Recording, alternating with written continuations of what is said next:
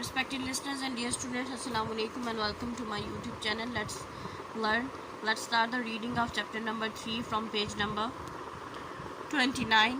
Chapter number 3 है major climatic regions of the world. जिस region को हम डिस्कस करने जा रहे हैं वो है temperate grasslands. These are bands across the northern and southern hemisphere. Hemispheres क्या है? हाफ ऑफ सर्कल होता है ये. हमने अपनी ज़मीन को एक इमेजिनरी लाइन इक्वेटर से डिवाइड कर दिया दो हिस्सों में. इक्वेटर के अपवर्ड डायरेक्शन में जो पार्ट है उसको वो नॉर्थ पोल पार्ट है, तो उस पार्ट को हम कहते हैं, उस हाफ पार्ट को, सर्कल के उस हाफ पार्ट को हम कहते हैं नॉर्दर्न हेमिस्फीयर. और जो इक्वेटर के डाउनवर्ड पार्ट है वो साउथ पोल में आता है, तो उसको हम साउदर्न हेमिस्फीयर कहते हैं. यानी जो हाफ नॉर्थ की तरफ है उसको साउदर्न हेमिस्फीयर कहेंगे और जो साउथ की तरफ है हाफ, उसको हम साउदर्न हेमिस्फीयर कहेंगे. यानी ये जो टेम्परेट ग्रासलैंड्स हैं ये एक बैंड के तौर पर, यानी जैसे एक बैंड बना हुआ है, सीरीज़ ऑफ कंट्रीज़ है नॉर्दर्न और साउदर्न हेमिस्फीयर में. आम तौर पे ये जो ज़मीनें हैं जिन्हें हम टेम्परेट ग्रासलैंड्स कहते हैं, ये ज़मीनें जो सहरा है और जंगलात हैं उनके बीच में पाई जाती हैं. यानी हम सहरा से जंगल की तरफ सफ़र कर जंगलात वाले इलाके की तरफ जाएं तो दरमियान में जो लैंड आएगी उसको हम टेम्परेट लैंड्स कहेंगे.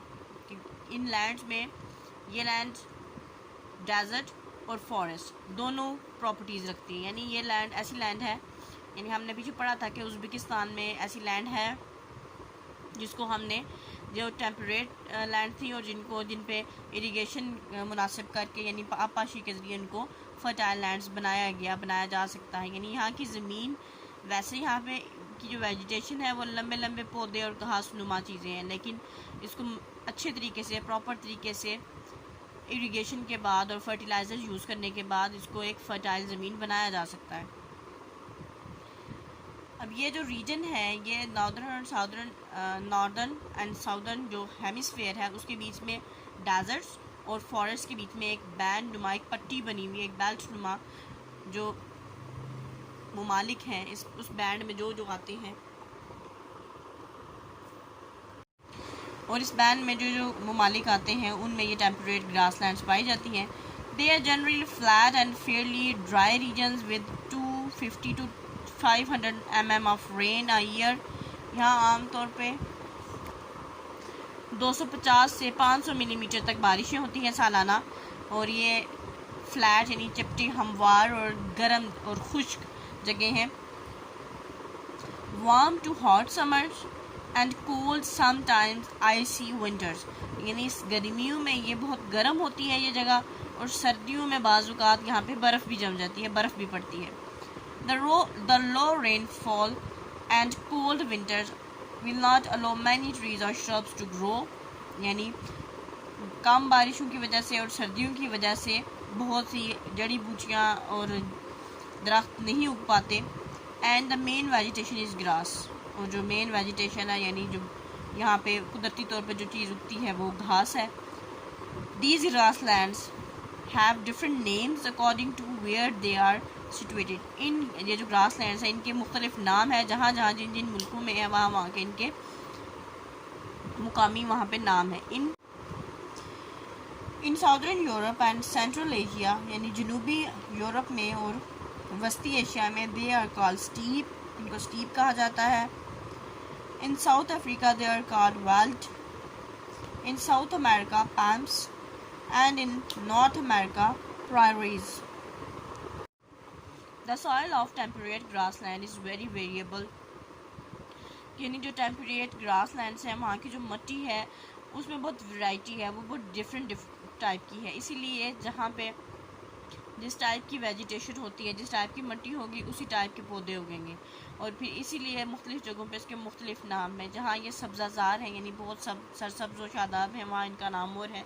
जहाँ सूखी घास लगती है ब्राउन, वहाँ इसका नाम और तरह से है. जहाँ ज़्यादा घास है वहाँ और तरह से इसको पुकारा जाता है. The western part of euro Asian grassland, यानी जो एशिया और यूरोप का वेस्टर्न यानी जनूबी हिस्सा है इन ग्रासलैंड्स में इन ईस्टर्न यूरोप और मशरकी जो यूरोप है वहाँ, एंड साउदर्न रशिया और जनूबी रशिया के इलाकों में। For example has a rich dark soil, यानी इन जगहों पे जो मिट्टी है वो डार्क कलर की है, यूँ कह लें कि काली मिट्टी है। While at the eastern end in Mongolia and China, the earth is poor and will grow only coarse grass, यानी ये जो काली मिट्टी है इसे ज़रखेज़ मिट्टी भी, ये ज़रखेज़ मिट्टी है। अब जो हिस्सा मशरकी चाइना और मंगोलिया के पास है, किनारों पे है, वहाँ पे ये जो मिट्टी है बहुत नाकिस है और यहाँ पे सिर्फ मोटे जो तने वाले घास है वही उगती है। The eastern parts of Great Plains in North America have rich soil and more rain. जो जनूबी अमेरिका का जो मशरकी हिस्सा है वहाँ पे जो मिट्टियाँ, वहाँ पे जो ग्रासलैंड्स इस किस्म की पाई जाती हैं, वहाँ की मिट्टी बहुत ज़्यादा ज़रखेज़ है और वहाँ पे बारिशें बहुत ज़्यादा होती हैं। And grow huge amount of wheat and corn, और बड़ी तादाद में गंदम और मकई वहाँ पे उगती है। The western part of these plains are drier with oil, यानी जो जनूबी हिस्सा है, जो मगरबी हिस्सा है, where the great cattle ranches are and the setting for so many cowboy films and stories. ये वो जगह है जहाँ पे जानवरों के लिए, मवेशियों के लिए बहुत ज़्यादा खेत हैं, यानी चरागाहें हैं, और यहाँ पे बहुत सारी जो है ऐसी मूवीज़ और ऐसी फिल्म्स बनाई गई थी जो कि जिनमें लीड करैक्टर जो सा होता है चरवाहा होता है, जो कि चरा रहा होता है भेड़ बकरियां, जिसने कैटल्स रखी होती हैं, काउबॉय उसको कहते हैं। Much of the temperate grasslands specially north America, eastern Europe, southern Russia and Argentina grow huge amount of grains specially wheat, barley and मेज। टेम्परेट ग्रासलैंड के ज़्यादातर हिस्से में, ख़ास तौर पे जो शुमाली अमेरिका है, मशरकी यूरोप है, जनूबी रशिया है और अर्जेंटीना में ऐसे ही फसलें उगाई जाती हैं जो कि दाने वाली फसलें उगाई जाती हैं, जो कि ग्रेन क्रॉप्स हैं, ख़ास तौर पे गंदम, बाजरा, जौ वगैरह।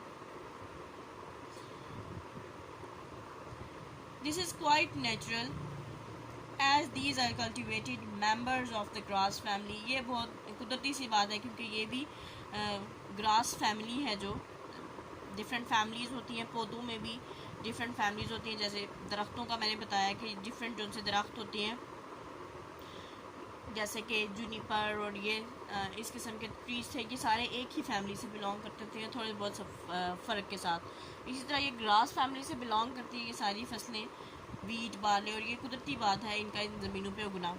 इन the grass land where the soil is not so fertile और देयर इज़ लेस रेन, ऐसी ज़मीनें जहाँ पे, ऐसी ग्रास लैंड यहाँ पे ज़मीन बहुत ज़्यादा ज़रखेज़ नहीं है और बारिशें नहीं होती।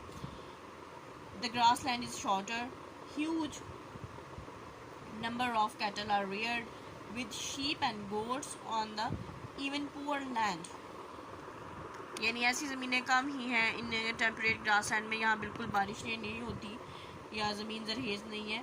और जहाँ पे ऐसा नहीं होता वहाँ पे भी थोड़ी बहुत वेजिटेशन मौजूद होती है। और ये जो जगह हैं वो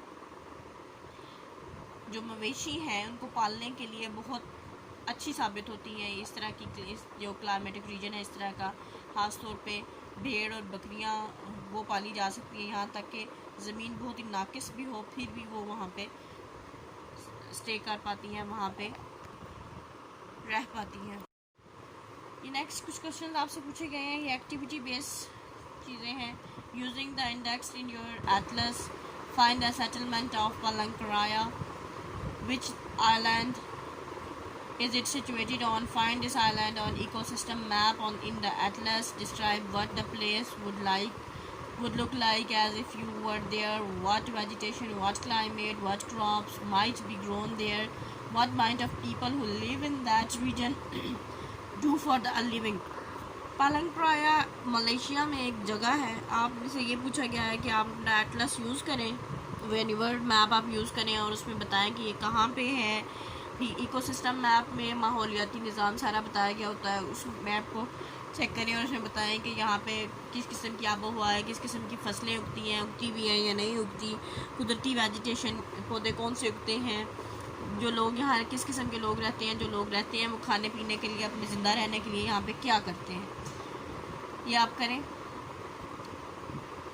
now find the Dodge City, what country is in it, answer the same questions in A, यानी जो कुछ बातें यहाँ पूछी गई हैं वो डॉज सिटी के लिए फाइंड आउट करें। अब ये कहाँ है ये आप खुद फाइंड आउट करें।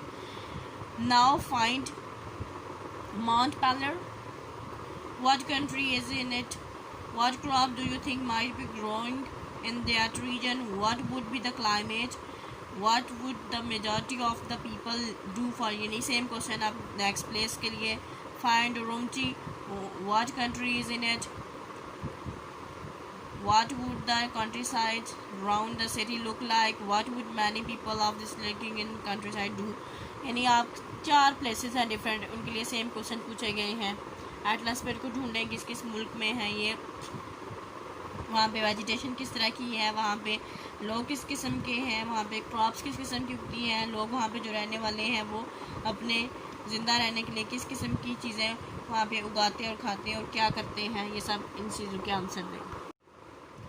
We all know spring, summer, autumn and winter and that these are opposite in the northern and southern hemisphere. हम सब मौसम सरमा, मौसम बहार, मौसम गर्मा और मौसम ख़ज़ां के बारे में जानते हैं और हमें ये भी मालूम है, जिनको नहीं मालूम था अब मालूम हो जाएगा, कि नॉर्दर्न और साउदर्न हेमिस्फीयर में ये अपोजिट होते हैं, यानी अगर नॉर्दर्न हेमिस्फीयर में सर्दियां हैं तो साउदर्न में गर्मियां होंगी। इस तरह से सीज़न वेरी करते हैं, उलट होते हैं। When it is summer in north, जब शुमाल में गर्मियां होंगी, it is winter in south, तो जनूब में सर्दियां होंगी, यानी यहाँ शुमाल है यहाँ जनूब है, ये है डायरेक्शन, ये नॉर्थ है और ये साउथ है, यहाँ सर्दियाँ हैं यहाँ गर्मी है, यहाँ गर्मी है यहाँ सर्दी है। Autumn in the north, spring in the south, अगर शुमाल में मौसम ख़ज़ां है तो जनूब में मौसम बहार होगा, एंड सो ऑन, और इसी तरह ये चलता रहेगा।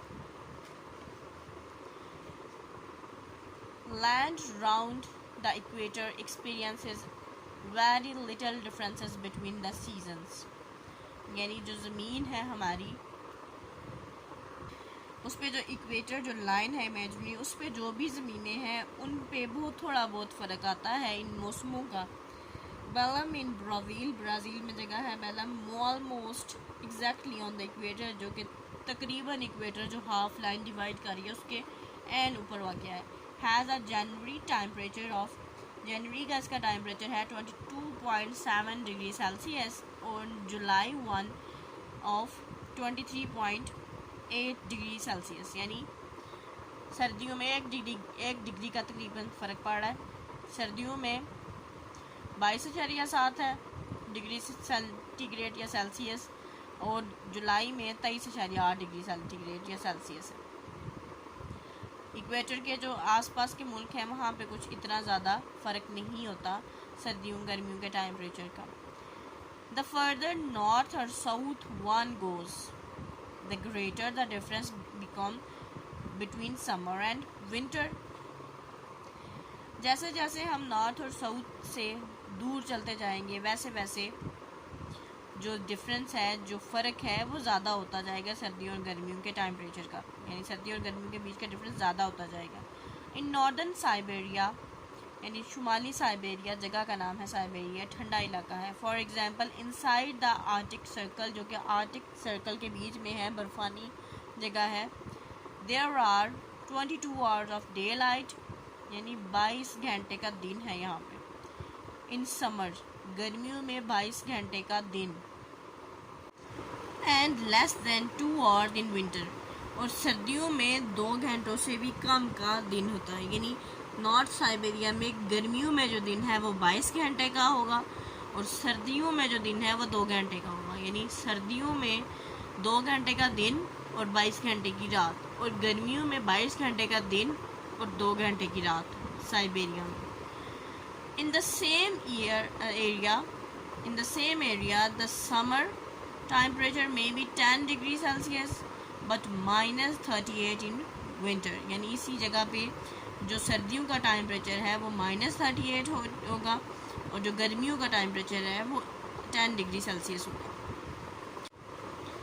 The reason we have different seasons is that the Earth's axis is not upright but slope at 23.5 degree to the vertical, यानी जो सीज़न कास्ट होने की, सीज़न बनने की डिफरेंट सीज़न, ये वजह ये है कि जो अर्थ का जो एक्सिस है, एक्सिस क्या होता है कि कोई भी ऑब्जेक्ट जो कि रोटेट मूव करता है उसका एक मेन पॉइंट होता है जिसके इर्द गिर्द वो रोटेट करता है, सेंट्रल पॉइंट.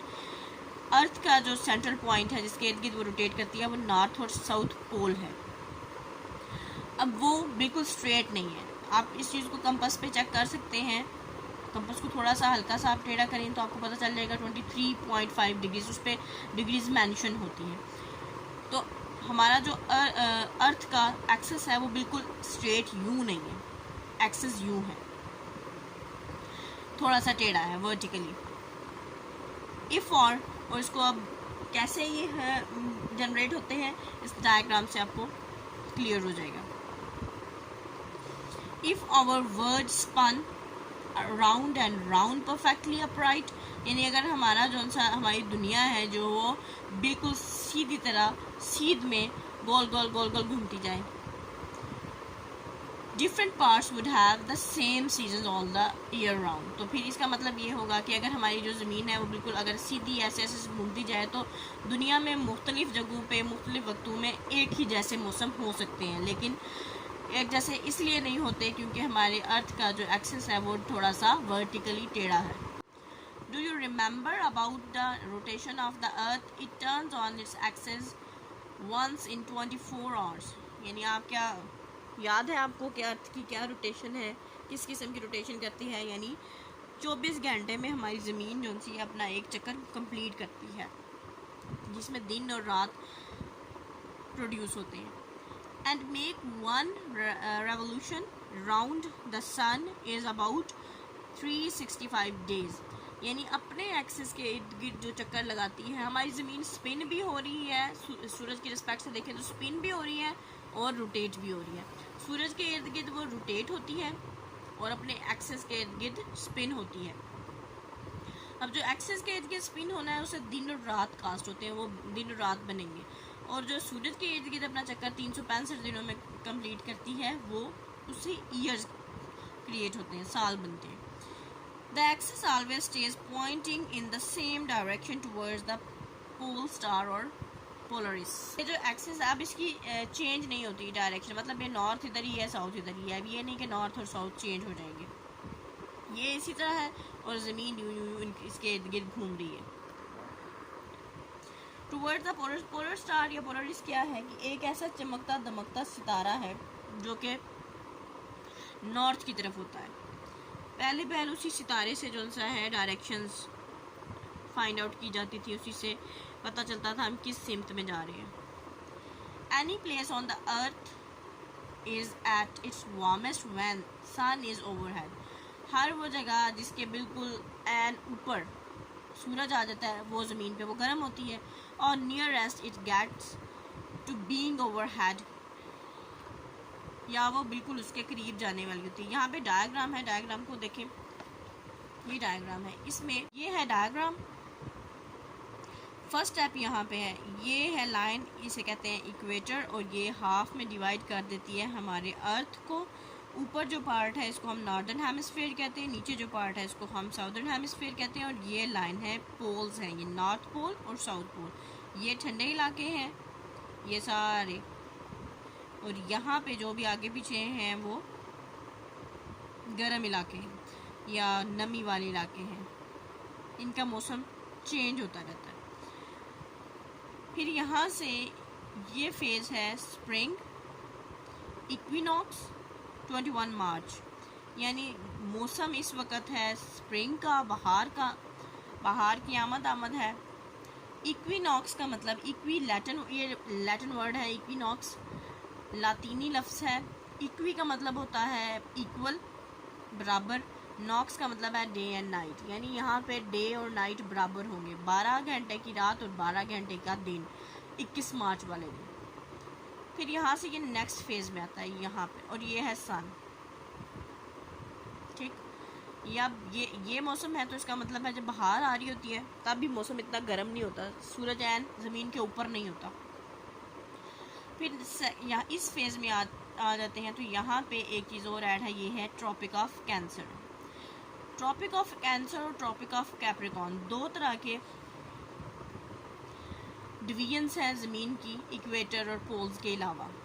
अब इसमें क्या है, इसको इस तरह से डिवाइड किया गया है जब ट्रॉपिक ऑफ कैंसर और कैप्रिकॉर्न का नाम रखा गया था उस टाइम ये जो इल्म फल्कियात यानी जो एस्ट्रोनॉमर्स थे उस वक़्त के, पहले इल्म नजूम और इल्म फल्कियात एक ही सेम ही बात। तो उसमें जब ये नाम रखा गया था ट्रॉपिक ऑफ कैंसर इस रीजन का, उस टाइम ये था कि ये रीजन उस टाइम इल्म नजूम के हिसाब से, ज़ोडिएक स्टार्स के हिसाब से ये कैंसर में लाई कर रहा था। सूरज उस वक़्त जिस ट्रॉपिक में लाई कर रहा था वो कैंसर था, और कैप्रिकॉर्न उस वक़्त सूरज जो था वो कैप्रिकॉर्न में लाई कर रहा था, इसलिए इसका नाम, ज़मीन के इन हिस्सों का नाम ट्रॉपिक ऑफ कैंसर और ट्रॉपिक ऑफ कैप्रिकॉर्न रखा गया था। 2000 साल पहले की बात है।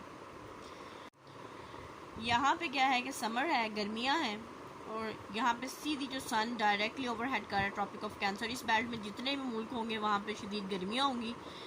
फिर इसके बाद इसका मतलब है सॉल्स्टाइस का मतलब है कि 21 जून का दिन है। इसका मतलब है कि ये चीज़ शो कर रही होती है सबसे बड़ा दिन या सबसे बड़ी रात, तो 21 जून को सबसे बड़ा दिन होता है। इक्विनॉक्स का मतलब है कि सेम ड्यूरेशन है दिन का और रात का, और सोल्स्टाइस का मतलब ये है कि या दिन बड़ा है या रात, तो 21 जून को दिन बड़ा होता है।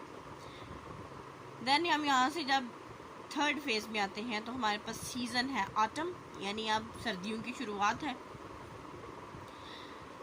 यहाँ पे जब सर्दियाँ स्टार्ट हो गई तब सूरज की रोशनी ओवरहेड नहीं कर रही है अर्थ को, यानी बिल्कुल डायरेक्टली इसके ऊपर नहीं पड़ रही है। देन यहाँ पे भी इक्विनॉक्स हो गया, 22 सितंबर वाले दिन बराबर रात और बराबर दिन। फिर इसके बाद दिन छोटे होने शुरू हो जाते हैं। यहाँ से फिर इस फेज़ में जब आए तो फिर क्या होगा, ये जो कैप्रिकॉर्न है यहाँ पे शदीद गर्मियाँ हैं। अब ऑब्ज़र्व क्या करना है कि नॉर्थ पोल में यहाँ पे शदीद गर्मी है, जबकि साउथ पोल जो सा है सर्दी है यहाँ पे। और जब यहाँ पे पहुँचे तो जो हमारा ट्रॉपिक ऑफ कैंसर है यानी नॉर्थ पोल की तरफ, वहाँ पे सर्दियाँ हैं, और जो ट्रॉपिक ऑफ कैप्रिकॉर्न है वहाँ पे डायरेक्ट सूरज की रेस पड़ रही हैं, यानी सूरज की शुआएँ डायरेक्ट आ रही हैं, तो यहाँ पे गर्मियाँ होंगी। अब यहाँ पे विंटर है नॉर्थ पोल में। ये जितनी भी हमने ये चीज़ बयान कर रही है हम नॉर्थ पोल के अकॉर्डिंग कर रहे हैं, नॉर्थ पोल। अब यहाँ पे क्योंकि अगर आप मैप देखें, वर्ल्ड मैप देखें, तो जहाँ पे एशिया वाक़या है वहाँ पे नीचे इस साउथ पोल में ज़्यादातर समुंदर और बहरी इलाके हैं, तो इसलिए नॉर्थ पोल को ज़्यादा इम्पोर्टेंट कंसीडर किया जाता है। यहाँ पे ज़्यादा मुल्क यहाँ पे है, इसलिए जो सीज़न कास्ट हो रहे हैं उसको यहाँ से रिप्रेजेंट कर रहे हैं, लेकिन दूसरी साइड पे उसके उलट है। अब नॉर्थ में यहाँ पे विंटर है, सर्दियाँ हैं, सोल्स्टाइस है 21 दिसंबर सबसे छोटी रात होती है। ये डायग्राम है, इसको अब मज़ीद रीड करते हैं। The earth we have seen travels round the sun at the angle of 23.5 degrees, यानी हम देखा जो ज़मीन है वो सूरज के गिर्द घूम रही है, लेकिन एंगल क्या है 23.5 degrees. This means that at different times of the year the sun seems to be overhead at different parts of the world, यानी इसमें हमने देखा कि मुख्तलिफ वक्तों में दुनिया में मुख्तलिफ जगहों पे जो सा है सूरज ऐन ऊपर था, और एक जगह पे अगर बिल्कुल ऐन ऊपर था तो दूसरी जगह पे नहीं था। On 21 March, the sun is directly overheaded on the equator, यानी 21 मार्च को जो सूरज है एन इक्वेटर के ऊपर था, जब आमद थी किसकी, स्प्रिंग की, यानी स्प्रिंग की शुरुआत थी, बहार की।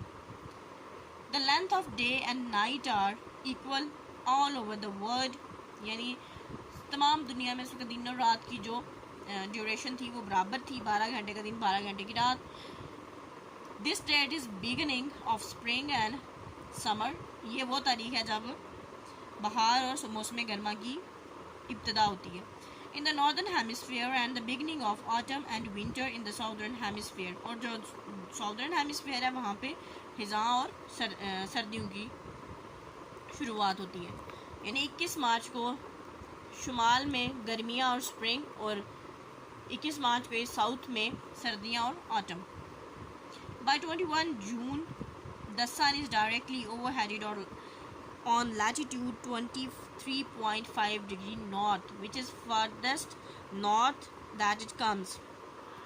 और 21 जून को लैटिट्यूड, ये फासला है यहाँ से चौड़ाई में, जो इसको लैटिट्यूड बोलते हैं, ये होता है लॉन्गिट्यूडनल। यानी 21 जून को सूरज एन ऊपर है नॉर्थ में, ट्रॉपिक ऑफ कैंसर पे। This is mid summer in the northern hemisphere and mid winter in the south. यानी शुमाल में ये गर्मियों का दरमियान चल रहा है और जनूब में सर्दियों का। The latitude 23.5 degree north is called the Tropic of Cancer, not after the disease but after the constellation of Cancer, the crab in zodiac। यानी ये जो लैटिट्यूड में ये जो अर्ज़बल्द, इसको ये जो फासला है यहाँ से यहाँ तक 23.5 डिग्री नॉर्थ का, इसको ट्रॉपिक ऑफ कैंसर कहते हैं। ये नाम जो रखा गया है वो किसी बीमारी का नाम नहीं है, मतलब बीमारी के नाम पे नहीं रखा गया, बल्कि उस वक्त जो सूरज था, मैंने जैसे बताया कि वो जैसे स्टार्स होते हैं, ज़ोडिएक साइंस होते हैं, जिनका स्टार कैंसर होता है, उनके स्टार पे क्रैब का, केकड़े का निशान होता है। तो उस वक्त जो सूरज है वो जिस मदार में था, उस मदार में ज़ोडिएक साइन यानी इल्म नजूम के हिसाब से वो उस वक़्त कहाँ पे था, कैंसर में, कैंसर के मदार में था, इसलिए इसका नाम रखा गया था ट्रॉपिक ऑफ कैंसर 2000 साल पहले।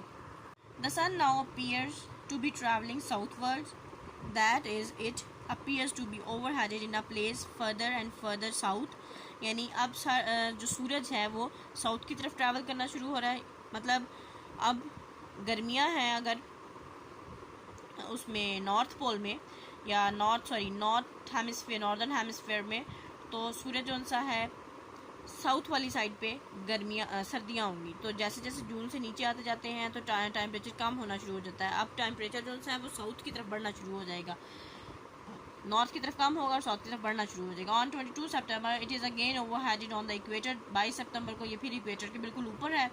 This is the autumn equinox in the northern hemisphere. तो अब यहाँ पे ख़ज़ां में, नॉर्थ में ख़ज़ां का मौसम है और दिन भी इक्विनॉक्स है, यानी दिन रात बराबर है।